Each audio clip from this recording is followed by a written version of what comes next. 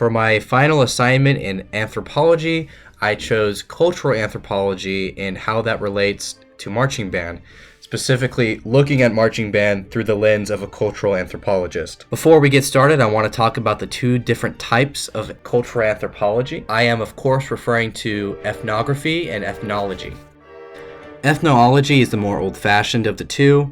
It is cross-cultural comparison, whereas ethnography is the more recent one, which is hands-on field work. I'm going to start off this video with some ethnology, and to do that I've split marching bands into three distinct categories, each of which has its own distinct culture. There are HBCU colleges, competitive bands, and the standard college marching band. HBCU bands are college bands that belong to an HBCU university. HBCU, of course, stands for Historically Black College or University. HBCU bands are one of the most unique bands in comparison to the other two styles.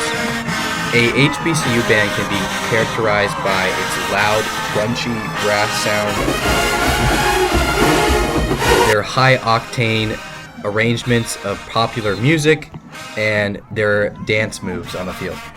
There's also a large emphasis on competitiveness with other HBCU bands that is not really seen in other sections of the college marching world, but it is very distinctly different from the competitive style of marching band.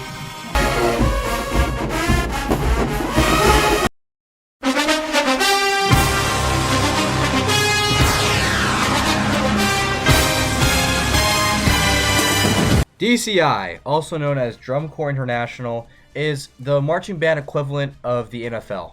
The bands that participate in DCI are known as drum corps, and these drum corps compete against each other for a national championship title every year. One of the largest differences, however, between drum corps and other styles of marching is drum corps are for-profit entities that need to make money to be able to perform every year. Because of this, drum corps will compete in local competitions that spectators pay to watch. Another large difference between drum corps and other styles of marching is drum corps only have one show every year. This one show is worked on and perfected over the course of the season.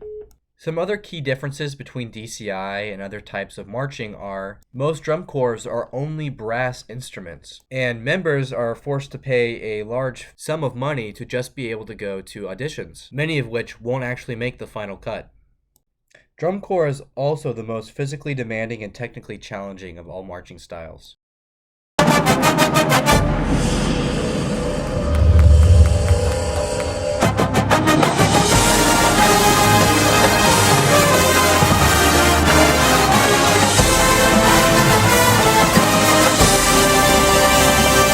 To put it simply, DCI is pretty much the best of the best when it comes to marching. And because it's the best of the best, over the years DCI has gotten more and more abstract, with more and more innovations occurring every year. What's groundbreaking one year becomes the standard 2 years later.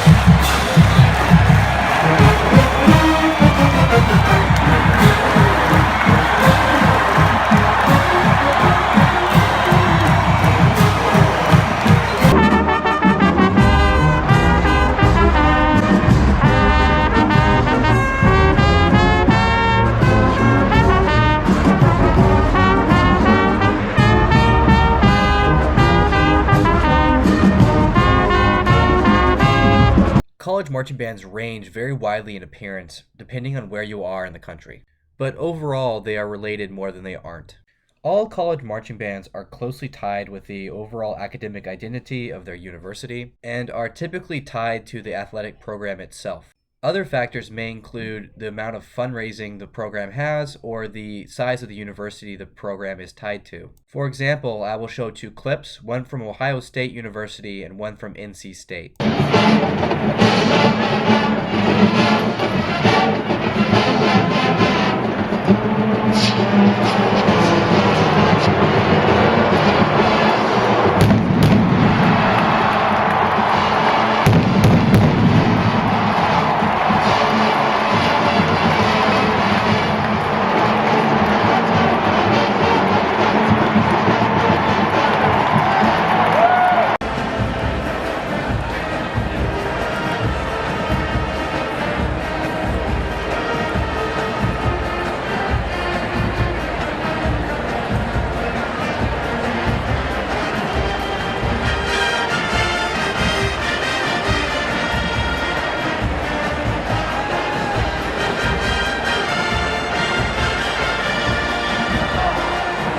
So far in this video, I've only been comparing bands, and I think it's time that I finally talk about the band that I've done the most amount of field work with.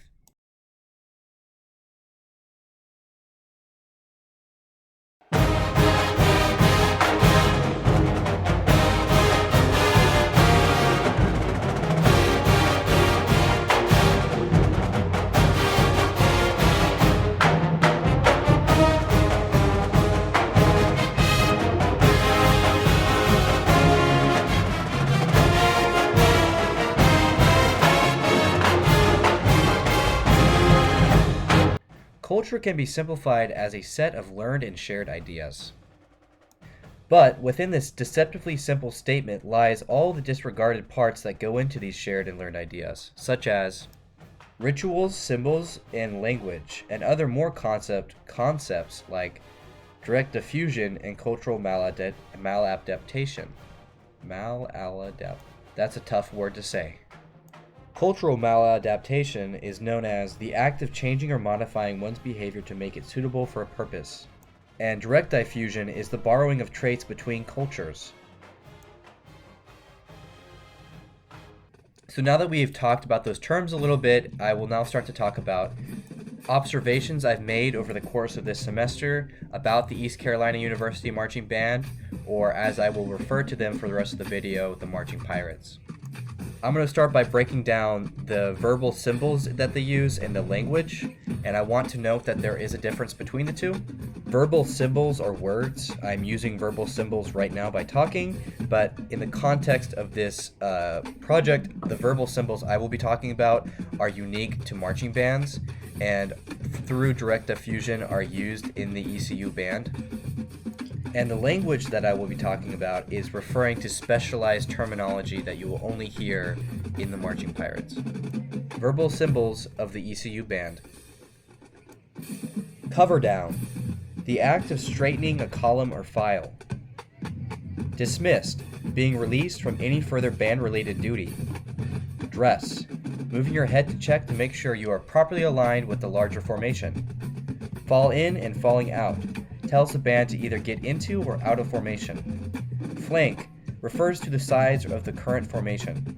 Parade rest is to move into a relaxed position of attention. Set, to be in a ready position to play and move. Language/terminology. Aussie, hat used when performing on the field or on the move. Bibbers, the style of high-waisted pants used while in uniform. Horn, refers to any wind brass instrument. Block, sometimes referred to as basics block, a formation resembling a square or cube that is typically used for fundamental training of marching basics. Parade block, while the actual formation is a rectangle, the name has stuck from the block formation. Dots, refers to a specific individual position on the field designated by the number of steps relative to the yard lines, hash marks, and sidelines. Dr. Beat. Dr. Beat is a name brand metronome that is extensively used by marching bands. However, the term Dr. Beat can be applied to any metronome. Roll-off, A musical cue by the drumline signaling the beginning of a song. 8 to 5. The marching stride of 8 steps to every 5 yards. Up the hill. The act of marching to the stadium. The list continues, but in the interest of time and boredom, I will skip the rest of the list and instead move on to the non-verbal signals. The first symbol I will talk about resembles the peace sign in America.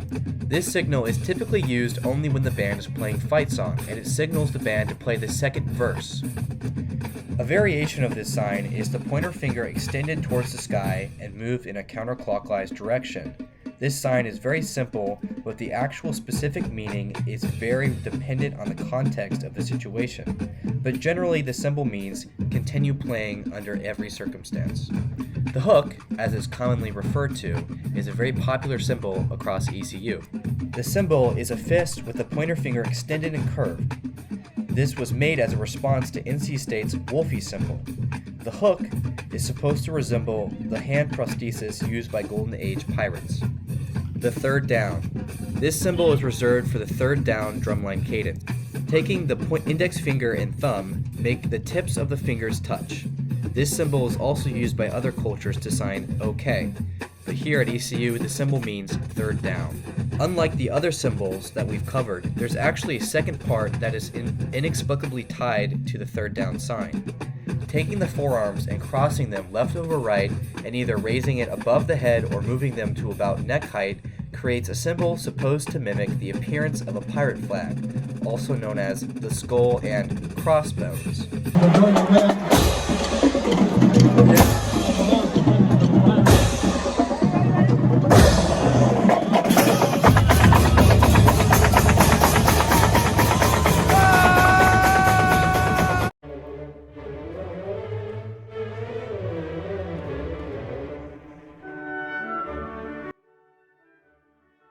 The marching pirates observed many strange and nonsensical rituals that appear to have developed throughout its 85-year existence.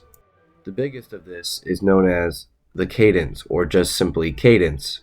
The cadence is a string of various separate drumline cadences played whenever the band is parading, typically when the band goes up the hill. The string of cadences is accompanied by various phrases, dances, and songs that are ever evolving and changing.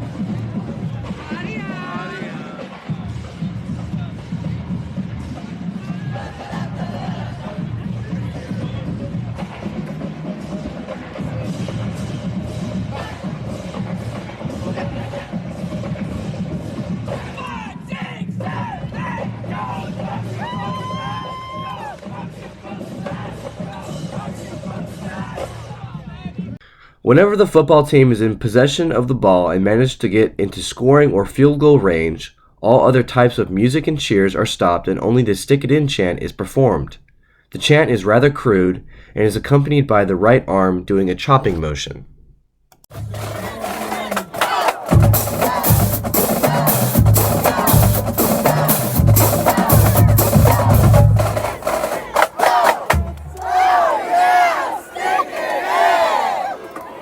When playing the national anthem or alma mater, the band uses this special way of bringing the horns up. Okay, good. Let's go into the alma mater. Here we go. 5, 4, 3, 2, 1. Set. Here you go. Alma. And. Very good. And. The alma mater. While the alma mater is for all students and alumni of ECU, I doubt any organization is as intimate with the tune as the Marching Pirates. After every practice, the Marching Pirates gather together and sing the alma mater.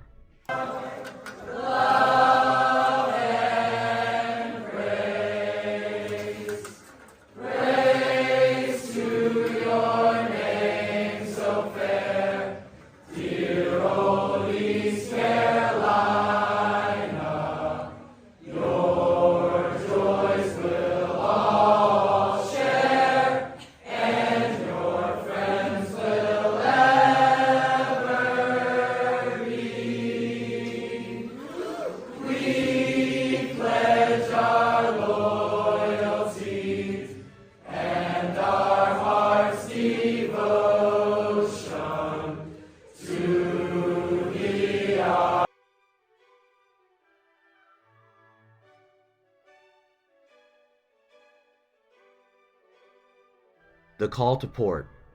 Call to port is a maritime term meaning when a vessel unloads or loads cargo and passengers. The term is used at the beginning of ECU football games to signal the band's arrival at the stadium. When the band performs the call to port, they play an arrangement of Hoist the Colors. This is the only time the band will play this arrangement.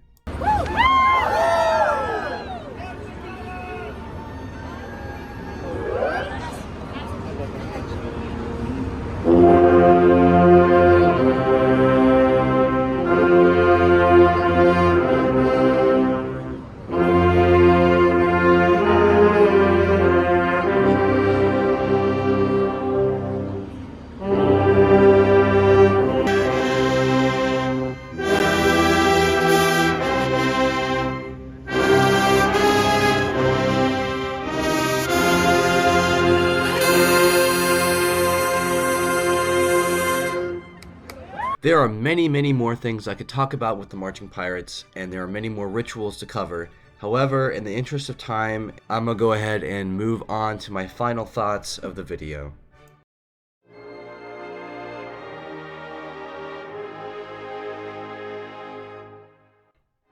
The East Carolina University Marching Band has a rich and inclusive shared cultural identity that furthers the excellence of its members and the institution it calls home.